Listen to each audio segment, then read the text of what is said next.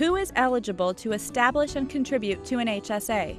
The Schur's Choice HSA Consumer Plan option is specifically designed to meet Internal Revenue Service requirements that allow you to establish and make contributions to a health savings account at a financial institution of your choice.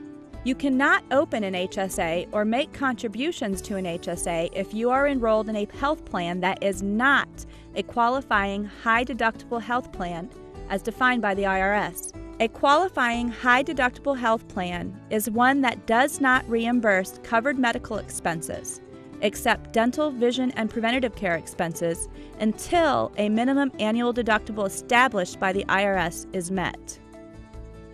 The HSA you establish at your financial institution is not a company-sponsored benefit plan, but is rather an individual bank account owned by you. This means that you can keep this account and use it to reimburse yourself for uninsured qualified medical expenses, even if you leave employment with Schur's Communications or one of its affiliated companies. In addition, once you have made contributions to your HSA, you can use your HSA dollars to reimburse yourself for eligible medical expenses incurred in future years, even if you are no longer eligible to make contributions because you are enrolled in a health plan that is not a qualifying high-deductible health plan. Are HSA contributions taxable? The IRS establishes limits as to how much you are permitted to contribute tax-free to your HSA each year.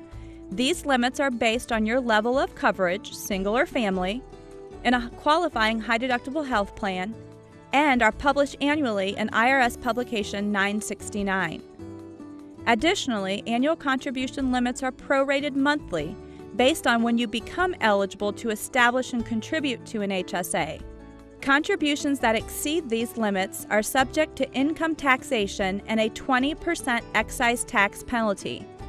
You will receive a 1099 from your financial institution annually, which will show your annual HSA contribution. You then report the HSA contribution by completing a Form 8889 and filing that form along with your annual federal income tax return.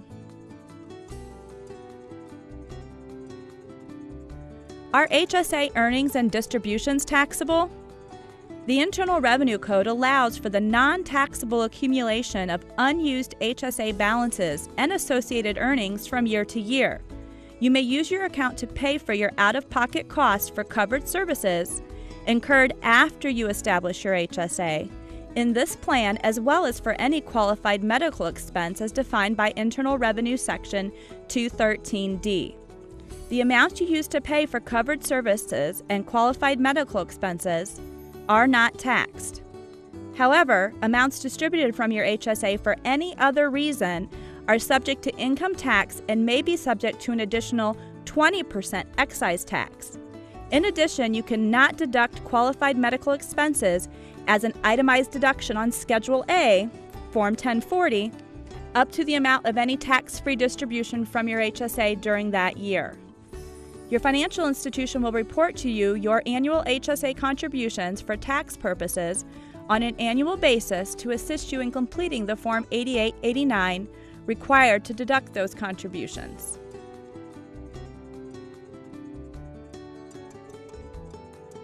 How and when do I make contributions to an HSA? You may make contributions directly to your financial institution, or you may have contributions direct deposited from your paychecks on an after-tax basis. Generally, you may make contributions at any time in any amount, not to exceed the maximum prescribed by the IRS, until April 15th of the year following the period for which you are filing income taxes. For example, you may make contributions to your HSA for 2011 until April 15th, 2012. Who is eligible to use my HSA funds? You can use your HSA funds to reimburse qualified medical expenses incurred by you, your spouse, and your tax dependents, as long as the expenses are incurred after the date that your HSA is established. How do I access my HSA funds? Your financial institution will likely provide you with access to your HSA funds via a debit card or checkbook. In the event of an IRS audit, you are responsible for maintaining documentation of qualified medical expenses reimbursed from your HSA. Remember, your actual HSA is not provided by this HSA health plan option, but rather is a special bank account you own outside of this HSA plan option. Your HSA is regulated by the Internal Revenue Service. You can use your HSA to pay for qualified medical expenses that are not reimbursed by this HSA plan, such as office visits, lab costs, and other covered services incurred after you establish your HSA, but before you reach your deductible or out-of-pocket maximums for you and your eligible tax dependents. Your HSA can also be used to pay for Internal Revenue Code Section 213D qualified medical expenses incurred after you establish your HSA that are not covered by this HSA plan option.